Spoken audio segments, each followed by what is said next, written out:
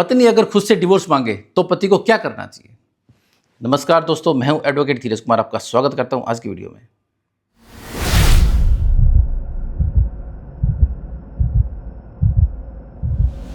Wife अगर आपसे divorce मांग रही है तो इसे समझाइए मत, उसको डिवोर्स दे दीजिए।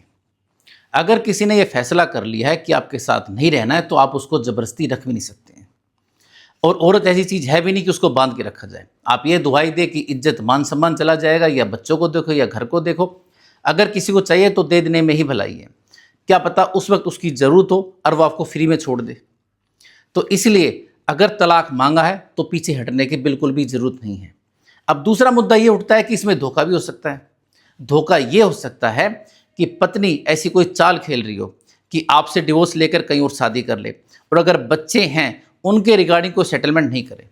इसलिए अगर डिवोर्स आपको देना है तो बच्चों के रिगार्डिंग, मेंटेनेंस के रिगार्डिंग, एलिमनी के रिगार्डिंग इन चीज़ों को सेटलमेंट करना पड़ेगा।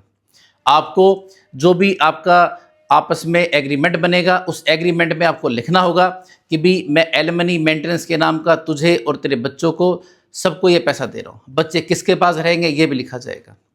ऐसे में अगर आप ये सोचते हैं कि तलाक मिल रहा है, फ्री में तलाक दे दूँ, खुश होकर तलाक भी दे देते हैं और बच्चों के रिगार्डिंग कोई सेटलमेंट नहीं करते हैं या फिर कोर्ट के ऊपर छोड़ दे, कल को कोर्ट डिसाइड करेगी, तो आप ये बेवकूफ़ी कर रहे हैं।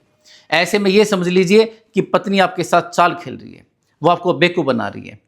ऐसा इसलिए कि कल को वो पर मेंटेनेंस के नाम पर आपको टॉर्चर करेगी, मुंह मांग आपसे पैसा लेगी।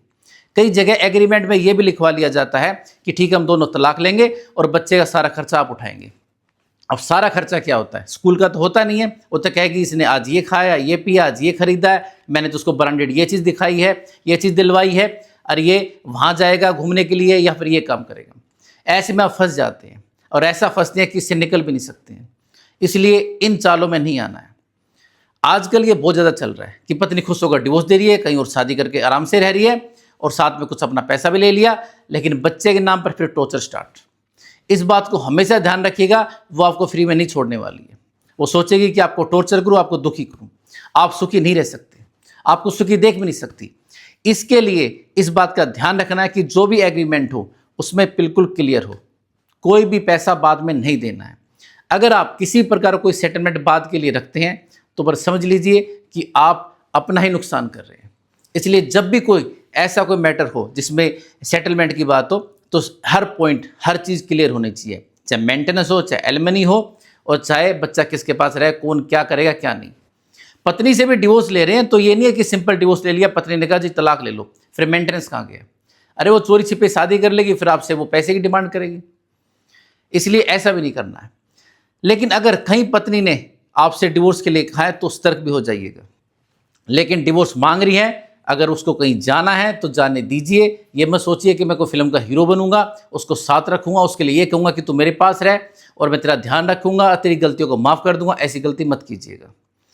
जहाँ पर कैरेक्टर खराब है वहाँ पर किसी प्रकार का कोई भी रहम करना या किसी भी प्रकार की किसी को भी कोई छूट देना या उसको माफ़ कर देना, वो आपकी गलती है। अगर बच्चा है तो एक बार माफ़ कर सकते हैं अगर पहली गलती है तो। अगर पहले भी गलतियां हो चुकी है तो माफ़ी करना स्वयं बेवकूफ़ी के और कुछ भी नहीं है। दोस्तों आशा करता हूं आज की वीडियो आपको पसंद आएगी। तो मिलते हैं एक नई वीडियो में नई जानकारी साथ, तब तक के लिए नमस्कार।